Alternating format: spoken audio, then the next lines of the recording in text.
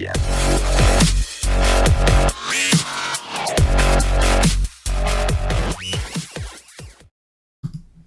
What's up, nation? Welcome to another edition of the Wise Take MLB DFS podcast. I'm your host, CK013. You can find me on Twitter at CK_013.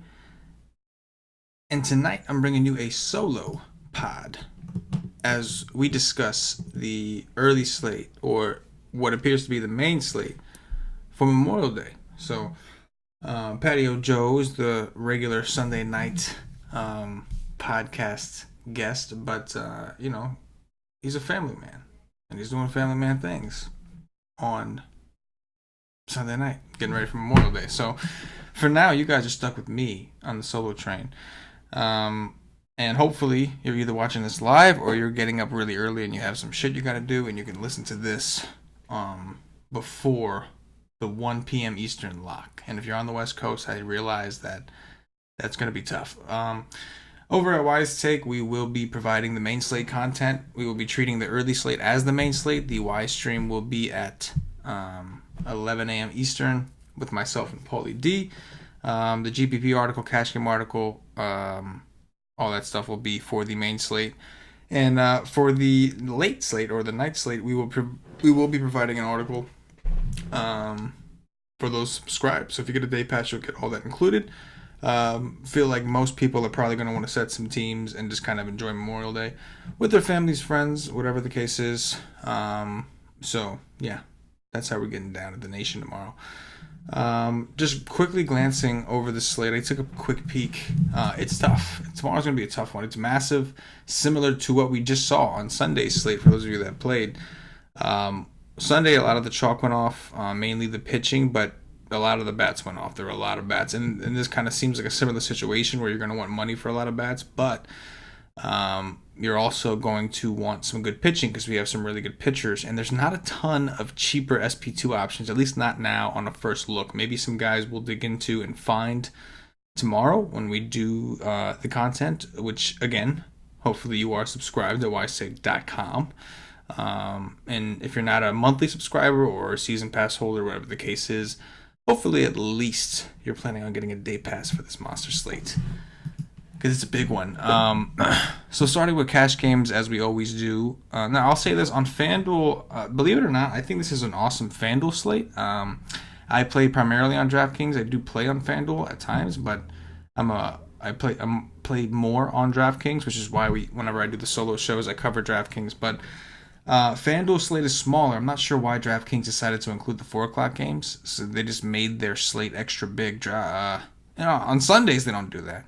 Like, they included the Rockies game for the first time all season, which was a 3 o'clock start. Normally on Sunday, the games start at 1 Eastern, and they cut it off at the 2 o'clock, and you have a nice solid slate. Today, they stretched it to the 3 to give cores in there. And now, all of a sudden, they're including the 4 o'clock games, making this a monster slate for Memorial Day. So, kind of curious on why they did that. On FanDuel, they didn't. On FanDuel, it's only a 7-game slate. They cut off those later games. And, again, it's a slate where on DraftKings, it's not going to be easy for you to pick an SP2. It is not going to be easy. Unless something opens up tomorrow, maybe there's something I'm missing. But it looks like it's going to be tough. And the reason that's important is because there's so many good offenses, which we'll talk about a little bit later, but yeah, there's a ton. So anyway, we'll pull up the old screen here and we will talk about cash games first, like we normally do. So talking cash games, I think Garrett Cole is actually more expensive than Scherzer, which is kind of interesting. Cole coming off of a rough start against the White Sox, but he has been solid before that. I don't see how you pick him over Max Scherzer in a cash game. Maybe in a tournament you can make an argument for ownership's sake, but I understand Scherzer hasn't been putting up 40s like we're accustomed to, but he is still pitching very well, pretty consistent. I know Miami is hotter than they've been, hotter as I would think as hot as they could possibly get as a team, but it's still Max Scherzer.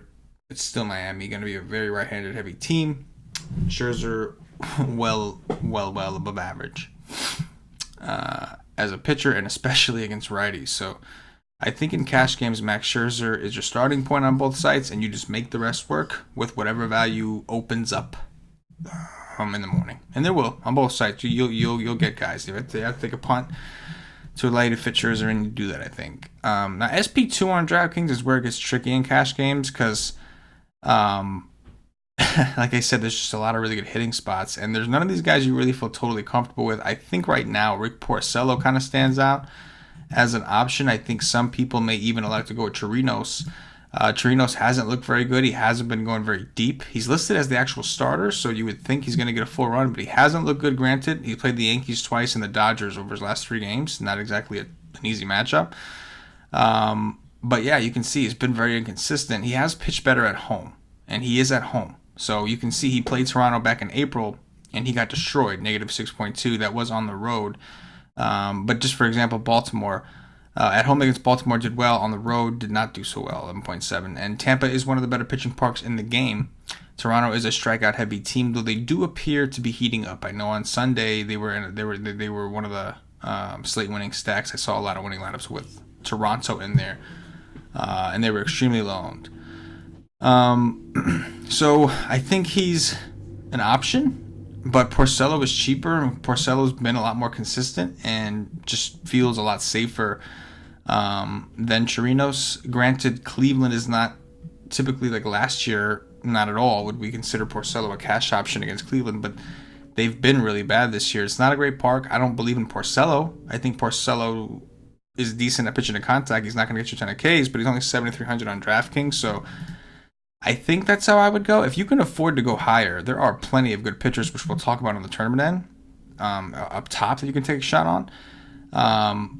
But when you're trying to go low and you're trying to jam in some bats, it's ugly. And again, when we talk about the bats, you'll kind of see some of the offenses that are on the slate. From a tournament approach, I think you can make an argument for Cole over Scherzer in a tournament just for the sake of ownership. I still think I would have a hard time doing that because he's going up against the Cubs, a team I just don't like to pick on. Luis Castillo's at home in a small park against Pittsburgh, a team that doesn't strike out a ton against righties. Very, very small park. Another, scary situation. Castillo coming off a terrible game against Milwaukee. But I'm sure his ownership will be low because of the fact that he's so close to Max Scherzer. Chris Bassett is kind of interesting. I don't love the matchup at all. The Angels against righties, I just don't like taking them. They just don't strike out a ton. It worries me. So I'm not huge on Bassett. I love the kid. He's got great stuff, just not today. We got Greinke and Gray and Coors. That kind of knocks those two out, right? At least for the initial conversation. So yeah, you can kind of see my point going to the top of why I thought in cash games it was important to lock in Scherzer. In tournaments, you can make an argument for some of these guys for sure, but Matt Strahm, a lefty against the Yankees in Yankee Stadium, historically that has not been a good spot for lefties. A good situation, I should say. And yeah, you can see we got from there it's rough. So I think pitching is going to be kind of strange tomorrow. It's going to be kind of interesting. Curious to see where people go. I think it's going to be hard for me to get off of Scherzer, but I would assume that's going to be the case for most people. So we'll have to see if anything maybe opens up. I think maybe in tournaments, some people may elect to try the Coors effect. If you're a Coors effect believer, those of the Coors hangover, I guess you could say. A lot of people believe that when teams come out of Coors, typically their first game, they kind of struggle a little bit, which is definitely a possibility. Coors has high altitude. So air is a little bit thinner there, ball carries more, and the same thing happens to your swing. When you spend a few days there playing baseball there, 3 full games, and you get used to swinging the bat like that, and then all of a sudden you come and you're dealing with some humidity to kind of stop some of that, I guess, to take away some of the aerodynamic, however you say it. Anyway, you get it. So Norris in tournaments, maybe. But Baltimore's projected for like 5 runs, and they did well in Course. So, again, terrifying. Homer Bailey is an option, I guess, for a super punt. Hasn't looked very good, but he has had some tough opponents. Did well against Detroit, well against Philly, well enough for the 5-2 price tag. So, in tournaments, we have some SP2 options that you can kind of, roll the dice with. I still don't really see an SP1 to take me off of Scherzer. Maybe if Castillo was in Pittsburgh, I'd be willing to take a shot. Bassett, you can make an argument for the park. It's just the Angels just don't strike out, and you're going to need strikeouts because Scherzer's going to get strikeouts. I don't care. I understand that Corbin only had 3 against Miami. He's going to get strikeouts against Miami. It's Max Scherzer. There you go. So, yeah, I think the SP1 stays the same for me in tournaments. SP2 is where I think you can rotate some of this stuff. Now, as far as offenses go, just look at some of the pitchers we have on this slate. So the Royals have been hot. They're getting a park boost in Chicago. They get Ivan Nova. Nick Kingham, who has been god-awful. I mean, giving up at least 1 home run in his last 3 games. Look at the earned runs, 2, 7, 6. Just been getting destroyed. And he's going up against Cincinnati, who's not a great offense, but it's in Cincinnati. A phenomenal hitting park.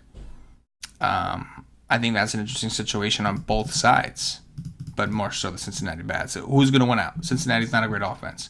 Kingham is not a very good pitcher, at least not this year, especially against lefties. Although last year he showed some flashes, this year he's just been god-awful. So Cincinnati's an offense we can take a look at. The good thing about them is they're never really expensive. We can kind of see some of the prices of their hitters. If we take off Pittsburgh here, and Pittsburgh, we'll talk about that later. But okay, they can see they price some of these guys up. Dietrich is now $4,900.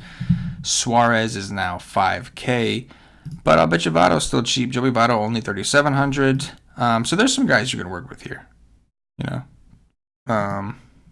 there's some guys. What about Puig? Puig is $4,300. Winker's $4K, so not terribly expensive in comparison to some of the other stacks out there. There's cores on the slate. Arizona's been an awesome offense. They just put up monster numbers in it. In San Francisco, one of the best pitching parks in the game, and now they're coming into the best hitting park in the game. So I think that Arizona is worth looking at, even against John Gray, who I consider to be a decent pitcher. I think Arizona is tempting in cores. For sure. Again, just the offenses on this. The Red Sox are going up against Jeffrey Rodriguez. This dude does not miss very many bats. He just doesn't. It's not part of his game. The Red Sox are home. I like their chances at home. They just saw some really good pitching over in Houston, or at least good pitching. And this guy, Jeffrey, I've played him before when I've been desperate and I needed a cheap guy. He's not a good pitcher. I do like that offense. Another team we should probably be interested in, at least from a mini stack perspective, is some of these Detroit hitters. They just played against the Mets, and they were competitive offensively. Not that they were all super high-scoring games, but Baltimore has one of the worst bullpens in the game. So does Detroit, but again, there's the Coors effect for those of you that believe in that. If not, go ahead, stack away on Baltimore. But the Detroit side, at least, if you don't want to do the Coors effect thing, Coors hangover thing, the Detroit side, they're cheap, and it's basically a bullpen game for Baltimore. You got a bullpen game against one of the worst bullpens in the game. That's just, sounds like a pretty good recipe for success. It says his probable opener, so I think it's just a bullpen game, right? Like, they don't really have one of those guys. So, and then we talked about the Padres-Yankees game. Strahm pitching. I know Strahm has been decent, but I don't believe he is that great of a pitcher. The Yankees, very good offense in general, especially against lefties, especially against home. Now, they are missing Judge and Stanton, who had a big influence on that, but they still got Gary the Goat, Gleyber Torres, who's just red hot right now. They got lefty matchers on that team still. Clint Frazier. They've got lefty matchers there. So Luke Voigt. So the Yankees are another offense that's just going to demand attention, especially if we get some warm weather down there. I mean, it's pretty wild the amount of offenses we're going to have. We got Aaron Sanchez going up against the Rays, who have been awesome. Sanchez has looked good lately, by the way. Just while we're on the topic, he's looked good. Rays are an offense I really only like to attack with lefties, though. But in general, you can see there's already a ton of offenses, and there's more we could talk about. We touched on Coors. That could be a whole conversation right there, even with Greinke on the other side. So yeah, I think I'm gonna wrap up the slate breakdown there. A lot to break into tomorrow. We're gonna start right after this show. I'll be digging in. Me and Paulie will be digging in. Those of you that are subscribed to wisestake.com, or at least maybe are planning on getting a day pass, you'll get access to the Y stream, 11 a.m. Eastern. Don't miss it. Check trying to get it done before lock, and obviously before you guys have your festivities starting. Quick shout out to all the vets out there. Happy Memorial Day. My father's a vet. Father is a U.S. Army lifer. That's right. Retiree. Get him. Military brat right here. So much love to the military. And much love to all the military families. Shout out to Tommy SB, Wise Take Nation, our NASCAR guy. Also my brother-in-law. A military vet as well. You know, I know it's not Veterans Day. It's Memorial Day still. Military. I'm pro-military. Pro-military families. Anyway. Anyway. Enough of that. Back to business here. So, yeah. Check us out, wisesake.com. Get a day pass. Don't miss the show. Our main content is going to be covering the early slate, which is the main slate today. The late slate I will cover with an article, kind of touching on some cash guidance as well as tournament options, but it'll just be my article for the late slate, and it will be all the rest of the content will be covering the early. So make sure you get in there early, do your thing. If you're watching this show live, you're probably up too late. Get on it. Now I'll do cash game core. So Scherzer. For now, I'm just gonna go with Porcello. Is there a stud we think we want? Arenado's just been amazing. As soon as he got home, just heating up. Do we go Arenado? Do we? Who are some of the most expensive? Anthony Rendon is one of the most expensive hitters on the slate. Oh, he is the most expensive hitter on the slate. That's pretty wild. I think it's arguable. I think there's a lot of different ways you can go. I think if this was a lefty in cores, Arenado would be the guy. For now, I think Mookie is actually... well, maybe not. I think we have to go with Arenado unless I see...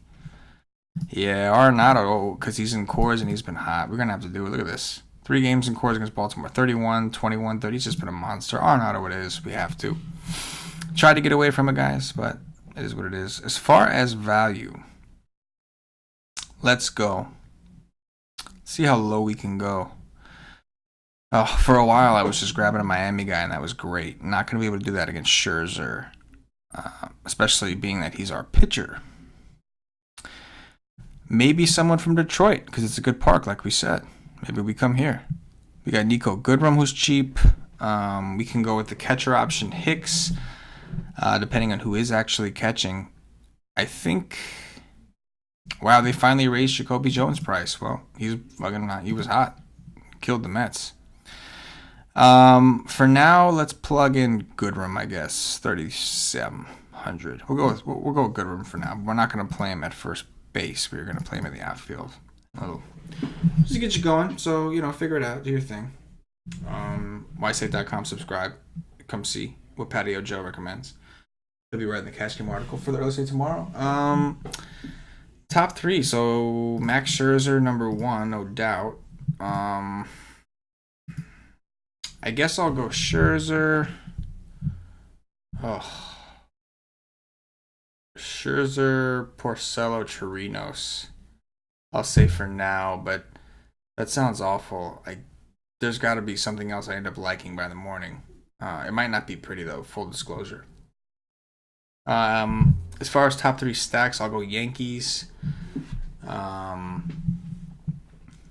We'll do Yankees. We will do Arizona in cores. And we will do... Let's go Cincinnati against Kingham. There you go. Done deal. Dong Watch time. All right, so Dong Watch number 1. We are going with Derek Dietrich. Dietrich is number 1. Number 2, I'm going to go to Arizona over here, and I'm going with Eduardo Escobar as the pivot in tournaments. And third home run, we are going to the Yankees, and we are going with Luke Voit. That's expensive. This would be a tough team to play already. Yes, it would. Hopefully we get some solid value opening up. But that is going to do it for the Wise Take DFS podcast. If you're watching on YouTube, please click that thumbs up, that like button, subscribe to the channel. If you're watching on Facebook, give us a like and a share to support the nation. If you're watching on Twitch or Twitter, give us a follow, give us a retweet. And if you're listening to us on Podbean or iTunes, give us some 5-star reviews. Padre. The podcast picks back up for the rest of the week. The little holiday edition. I wanted to give some guys some time off. Bang out a quick show. Those of you that are watching live, appreciate you. Those of you that are watching recorded, appreciate you. The rest, I get it. It's Memorial Day. Some of y'all got family. Some of y'all got shit y'all gotta do. No hard feelings. But get right back on it the next day. You know what I mean? The next day. All right. So I'm gonna get out of here. For myself, the entire Wise Tech Nation, as always, good luck. Yeah.